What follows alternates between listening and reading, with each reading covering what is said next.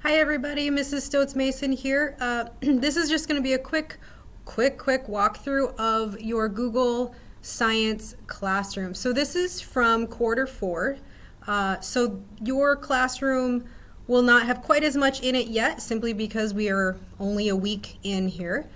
So if you click on stream, okay, it's just going to make sure you're on the stream. So this is where I will post Zoom links, and I will make sure I post them that day.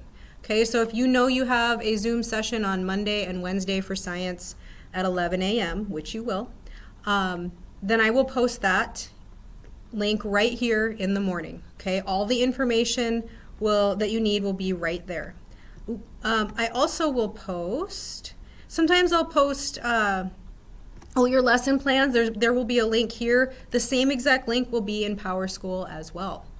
Okay, so Zoom links, lesson plans, and then this was we did a live lab, and this was the results of that lab. So the stream is more so for those 3 things: Zoom links, lesson plans, announcements. Okay, if you click on Classwork, you will see I organize things by weeks, and this was 8th grade promotion stuff. We had voting going on, so that was its own section. But if you look over here in the topics, the most recent week will show right at the top. And as you scroll down, you're going back in time, just like a social media feed kind of. So week 6 that's what we did, week 6, week 5. And the way it's set up, everything you need for that week is right here. There's no clicking around to find a textbook, because the link to the textbook is within this lesson. Okay. I typically will have some type of material for you, so maybe a video lesson and some notes, and that will be, you'll see this icon with the little bookmark, and then if there's an assignment, you'll see this little icon. Remember, you need to click on it, okay, and then view assignment.